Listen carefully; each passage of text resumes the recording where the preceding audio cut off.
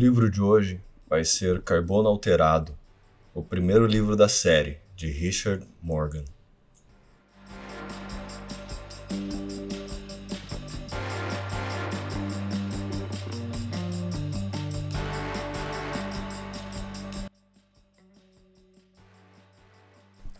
Prólogo. 2 horas antes da alvorada, sentei-me na cozinha e fumei um dos cigarros de Sara, escutando o redemoinho e esperando. Porto Fabril já tinha se deitado para dormir havia muito, mas lá no extremo as correntezas ainda se emaranhavam nos baixios, e o som vinha percorrendo as ruas vazias em terra firme. Havia uma névoa fina emanando dos redemoinhos e caindo sobre a cidade como mantos de seda, embaçando as janelas da cozinha. Quimicamente alerta, fiz meu inventário naquela mesa de madeira arranhada pela 5ª vez na noite. A pistola de dardos Heckler & Koch de Sara tinha um reduzir fosco na penumbra, com a abertura da coroa escarancada para um carregador. Era uma arma de assassinos profissionais, compacta e totalmente silenciosa. Os carregadores jaziam logo ao lado. Ela tinha enrolado cada um deles em fita isolante colorida para distinguir a munição. Verde para sonífera, preto para carga de peçonha de aranha. A maioria estava embrulhada com fita preta. Sara tinha usado boa parte da verde nos seguranças da Gemini Biosys na noite anterior. Minha contribuição individual era menos sutil. A grande Smith & Wesson prateada e as 4 granadas alucinógenas restantes. As finas linhas rubras que contornavam cada cilindro pareciam faiscar de leve, como se prestes a desafixar dos recipientes de metal e flutuar para o alto, juntando-se aos caracóis da fumaça que subiam do meu cigarro. Deslocamento e deslizamento de significantes alterados. O efeito colateral da tetramenta que eu tinha deslocado naquela tarde lá no porto. Geralmente não fumo quando estou careta, mas, por algum motivo, a tetra sempre me deixa com esse anseio. Sob o rugido distante do turbilhão eu ouvi o matriarcar urgente de rotores de helicópteros no tecido da noite. Apaguei o cigarro, um pouco desapontado comigo mesmo, e fui até o quarto.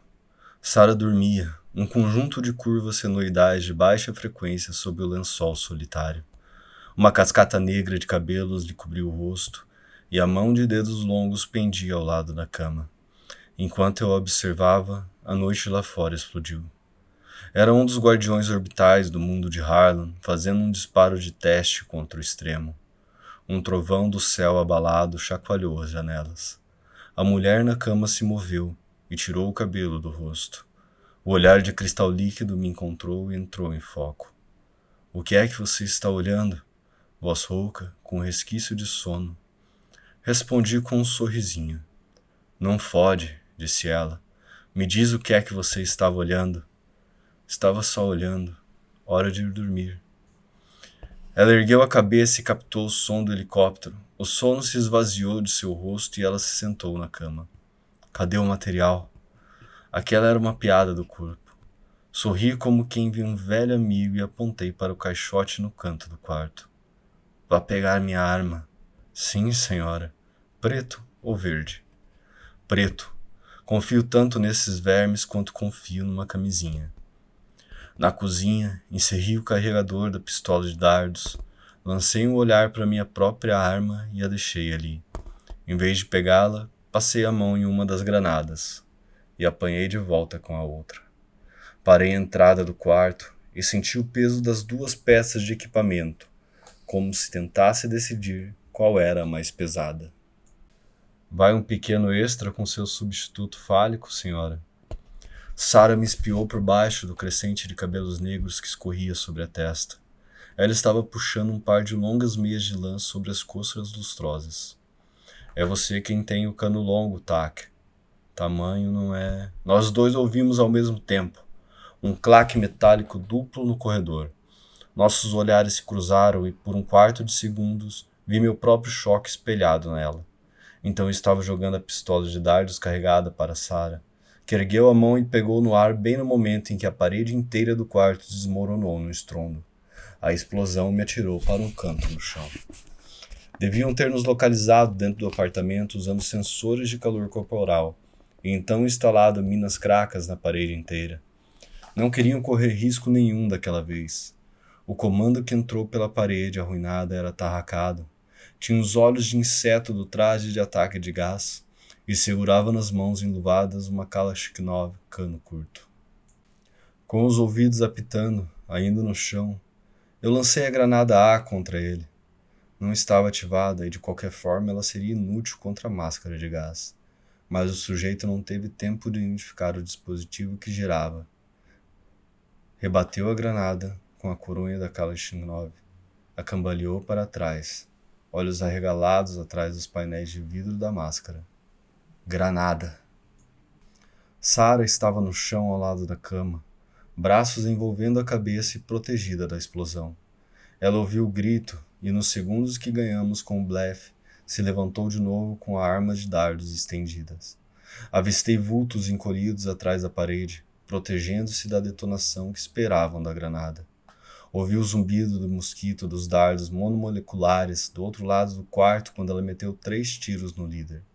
Os dardos rasgaram invisivelmente o traje de ataque e a carne por baixo. O comando fez um barulho como alguém tentando erguer um objeto pesado, enquanto a peçonha de aranha cravava as garras em seu sistema nervoso. Sorri e comecei a me levantar.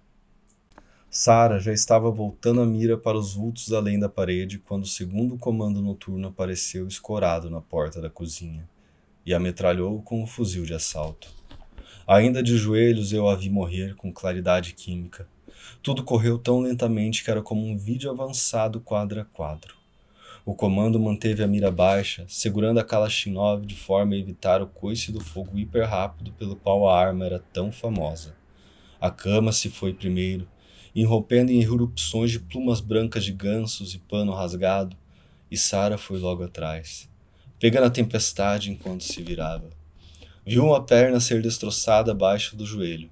Depois os tiros atingiram o torso, arrancando punhados ensanguentados de carne do flanco pálido enquanto ela caía em meio à cortina de fogo. Eu me levantei às pressas quando o fuzil engasgou e parou. Sarah tinha enrolado com o rosto para baixo, como se para esconder o estrago que os projéteis tinham feito, mas pude ver tudo através de véus vermelhos. De qualquer forma, saí do canto no automático e o comando demorou demais para virar a Kalashnikov.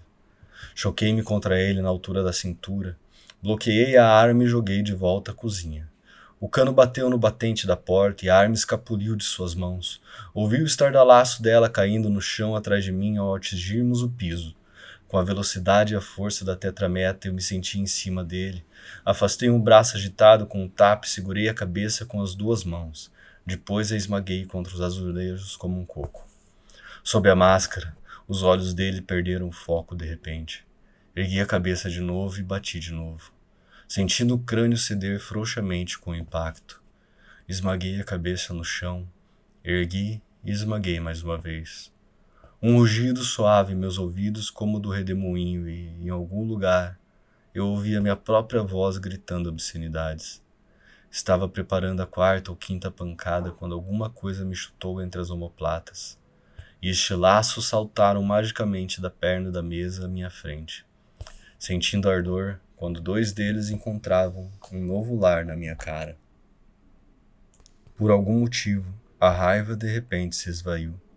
Soltei a cabeça do comando quase gentilmente, já erguendo uma mão confusa em direção à dor dos estilhaços no meu rosto, quando percebi que tinha levado um tiro e que a bala provavelmente tinha chegado a atravessar o meu peito antes de acertar a perna da mesa. Olhei para baixo, estupefato, e vi a mancha vermelha escura se espalhando pela minha camisa. Não havia dúvida. Era um buraco de saída onde caberia uma bola de golfe.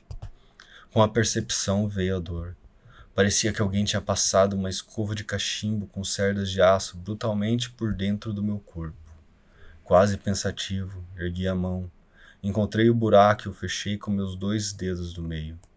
As pontas desses dedos rasparam a aspereza do osso estraçalhado no ferimento.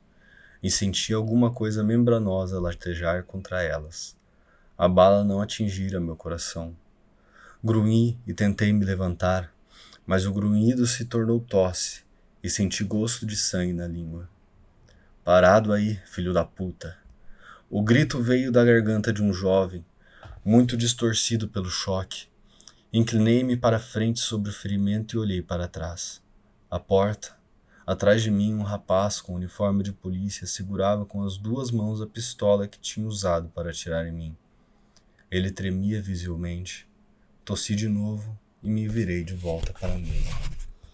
A Smith Wesson estava à altura dos olhos, reluzindo prateada ainda onde eu deixara pelo menos 2 minutos antes. Talvez fossem eles. Os exíguos fragmentos de tempo cinzelados desde que Sarah estivera viva e tudo estivera bem que me impulsionavam. Menos de 2 minutos antes eu poderia ter pegado a arma. Tinha até pensado nisso, então por que não agora? Cerrei os dentes, pressionei mais forte os dedos no buraco em meu peito e me levantei, instável. O sangue espirrava morno no fundo da minha garganta. Eu me apoiei na borda da mesa com a mão livre e olhei para o policial. Sentia meus lábios se abrindo sobre dentes cerrados, formando mais um sorriso do que uma careta. Não me obrigue a atirar, Kovacs. Cheguei um passo mais perto da mesa e me escorei nela com as coxas. Minha respiração sibilando entre dentes e borbulhando na garganta. A Smith Wesson sustilava como ouro de tolo na madeira arranhada. Lá no extremo, a energia mergulhou de um orbital e iluminou a cozinha em tons de azul. Eu ouvi chamado de turbilhão. Eu falei para... Fechei os olhos e agarrei a arma na mesa. Parte 1. Chegada. Transferência de transmissão em feixe. Capítulo 1. Voltar dos mortos pode ser dureza.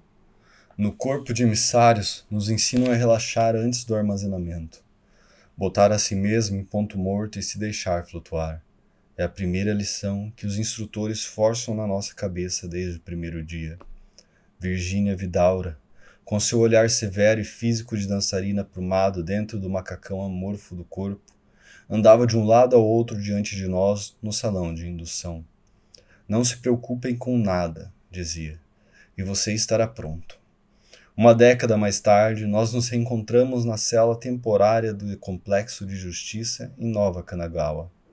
Ela havia sido condenada a uma pena de 80 a 100 anos, assalto à mão excessivamente armada e dano orgânico.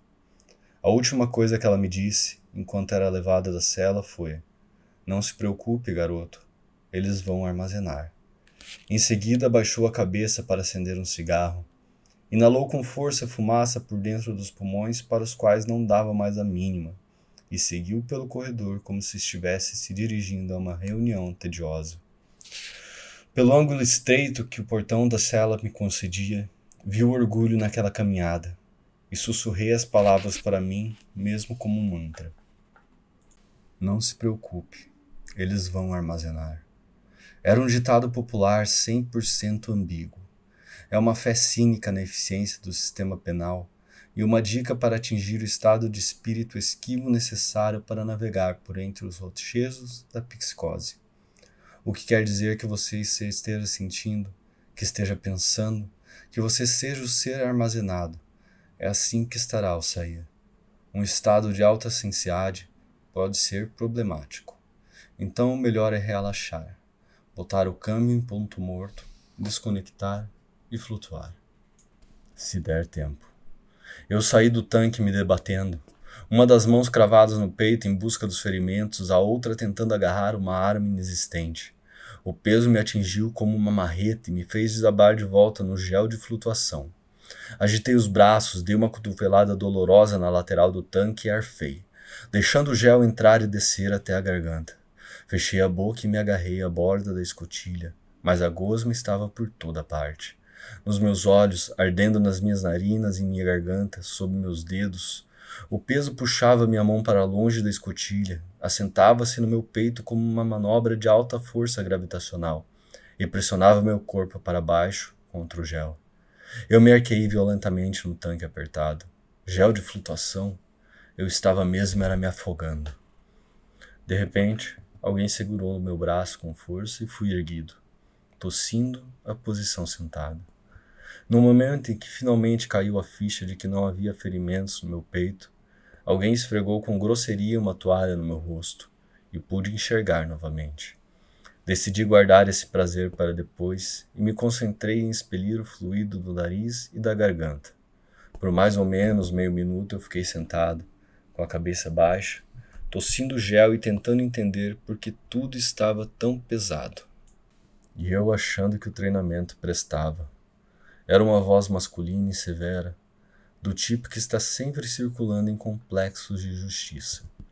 O que você aprendeu com os emissários, Kovacs? Foi aí que eu entendi. No mundo de Harlan, Kovacs é um nome bem comum. Todo mundo sabe pronunciá-lo. Este cara, não. Falava uma forma estendida do amangicano, que se usava no mundo, mas mesmo levando isso em conta, ele tinha errado feio a pronúncia. O fim saindo com o K duro em vez do CH, ao estilo eslavo. E tudo estava pesado demais. A conclusão atravessou minha percepção enevoada como um tijolo estalhaçando uma vidraça fosca. Outro mundo. Em algum momento tinham pegado e afritado Takeshi Kovacs, HD. E como o mundo de Harlan era uma única biosfera habitável no sistema de lampejo, isso significava um feixe de alcance estelar para... Onde? Ergui o olhar. Tubos de iluminação desagradável em neon montados num teto de concreto.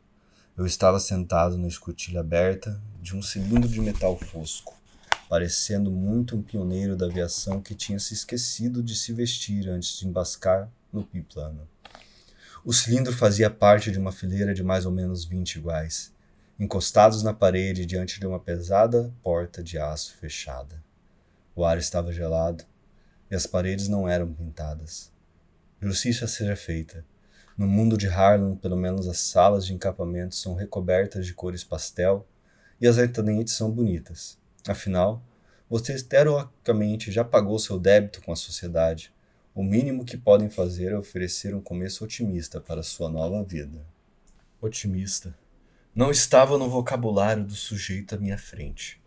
Com os 2 metros de altura, ele parecia ter se sustentado lutando judô com panteras do pântano antes de embarcar na carreira atual.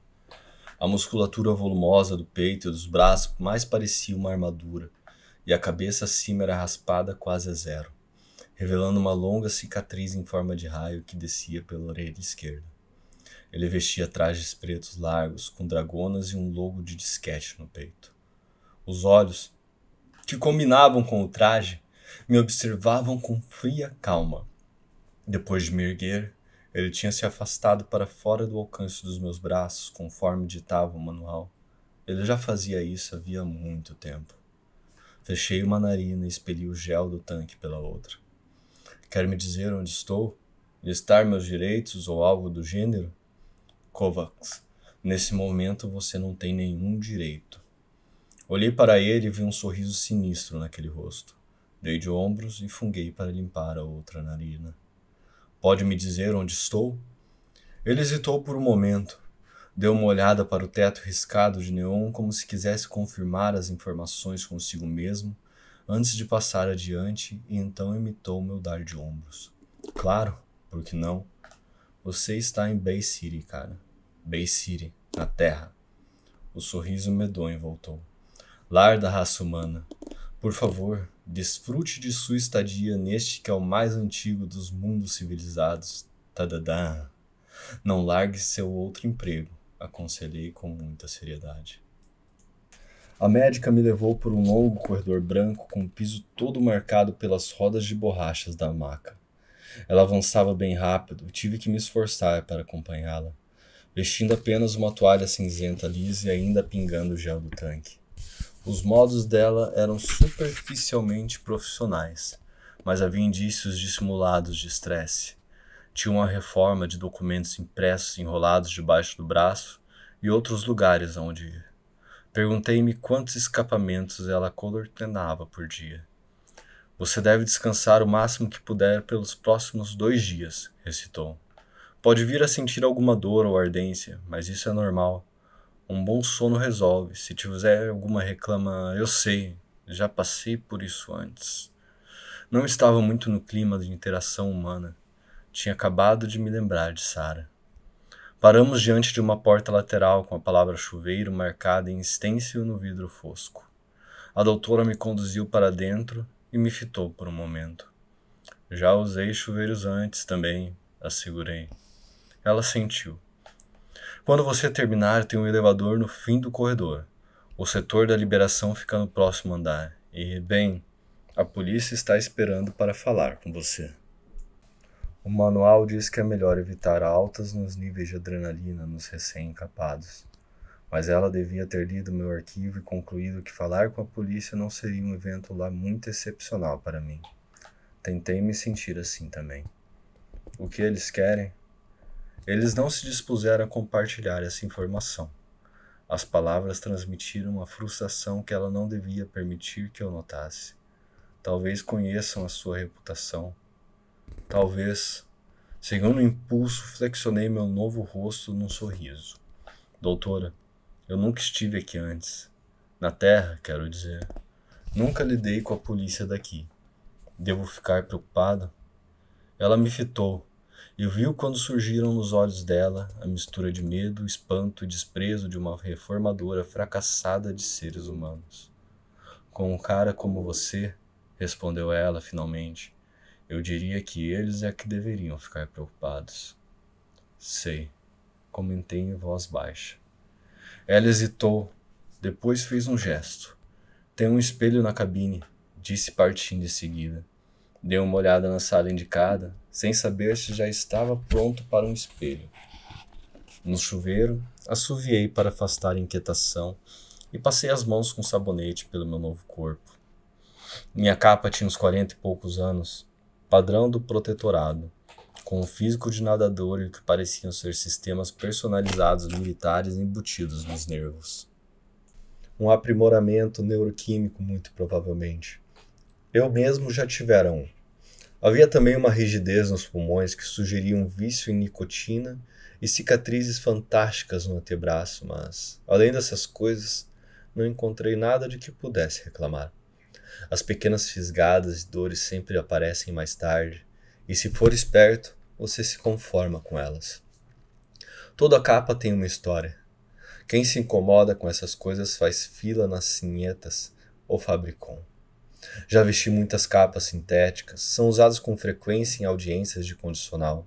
São baratas, mas me passam demais a sensação de se viver sozinho numa casa fustigada pelo vento. E os circuitos de sabor nunca estão ideais. Tudo que você acaba comendo tem gosto de serragem com curry. Na cabine de troca encontrei um terno tropical bem dobrado, sobre o banco e espelho na parede. Em cima das roupas havia um relógio de aço simples e abaixo dele um envelope branco com meu nome escrito. Respirei fundo e fui me olhar no espelho. Era sempre a parte mais difícil. Venho fazendo isso há quase 2 décadas, mas ainda me abalo ao olhar para o espelho e ver um completo estranho me encarando. É como fazer surgir uma imagem das profundezas de um autoesteograma. Nos primeiros 2 instantes, tudo o que você consegue ver é outra pessoa encarando-o por uma janela. Então, como um deslocamento de foco, você se sente flutuar rapidamente até detrás da máscara e aderir ao interior dela, com um choque quase tátil. É como se alguém cortasse um cordão umbilical, só que em vez de separar os dois de você, foi a estranheza do outro que foi cortada, e agora você só está ficando seu reflexo. Fiquei ali e me sequei com a toalha, acostumando-me ao novo rosto. Era basicamente caucasiano, o que era uma abundância para mim. E a impressão dominante que eu tive foi de que, se existisse uma trilha de residência mínima na vida, este rosto jamais a seguiu. Mesmo com a palidez característica de uma longa estadia no tanque, os traços no espelho conseguiam exibir o desgaste do tempo. Havia rugas por toda parte. O cabelo denso e curto era preto e raiado com fios grisalhos. Os olhos eram de um tom especulativo de azul, e havia uma cicatriz clara e irregular abaixo da esquerda. Ergui o antebraço do mesmo lado do corpo e contemplei a história escrita ali. curioso para saber se as duas marcas estavam conectadas. O envelope sob o relógio continha uma única folha de papel impresso, cópia física, assinatura à mão. Muito exótico. Bem, você está na Terra agora, o mais antigo do mundo dos civilizados. Dei de ombros e espiei a carta. Depois me vesti e guardei dobrada no bolso do meu novo paletó. Com uma última olhada no espelho, coloquei o relógio e saí para encontrar a polícia. Era 4h15 da tarde, horário local. A doutora me esperava, sentada atrás de um longo balcão curvo de recepção e preenchendo formulários no monitor. O homem magro e de aparência severa, vestido em roupas pretas, estava parado atrás dela. Não havia mais ninguém no aposento. Olhei ao redor e depois me voltei para o sujeito. Você é da polícia? Lá fora. Ele apontou para a porta. Eles não têm jurisdição aqui. Precisam de autorização especial para entrar. Temos a nossa própria segurança. E você é... Ele me olhou com a mesma mistura de emoções com que a doutora tinha me contemplado. Diretor Sullivan, executivo responsável pelo Bay City Central e complexo do qual você está saindo agora. Você não me parece muito feliz em me ver partir. Sullivan me cravou o olhar. Você é um reincidente, Kovacs. Nunca vi um bom motivo para se gastar boa carne e sangue em gente como você. Toquei a carta no bolso do paletó. Sorte minha que o Sr. Bancroft discorda. Ele supostamente vai me mandar uma limusine. Está lá fora também? Não olhei. Em algum lugar no balcão, uma campainha de protocolo soou. A doutora tinha acabado o preenchimento. Arrancou a cópia impressa, rubricou em alguns lugares e a passou para Sullivan. O diretor se curvou sobre o papel e o esquadrinhou com olhos semicerrados antes de assinar e entregá-lo para mim. Takeshi Lee Kovacs, começou ele, errando meu nome com a mesma habilidade que o subordinado dele na sala de tanques. Pelos poderes em mim investidos pelo Acordo da Justiça da ONU, eu o libero em arrendamento a Lawrence J. Cochran, por um período que não poderá exceder 6 semanas, ao final do qual seu status de saída condicional será reavaliado. Por favor, assine aqui.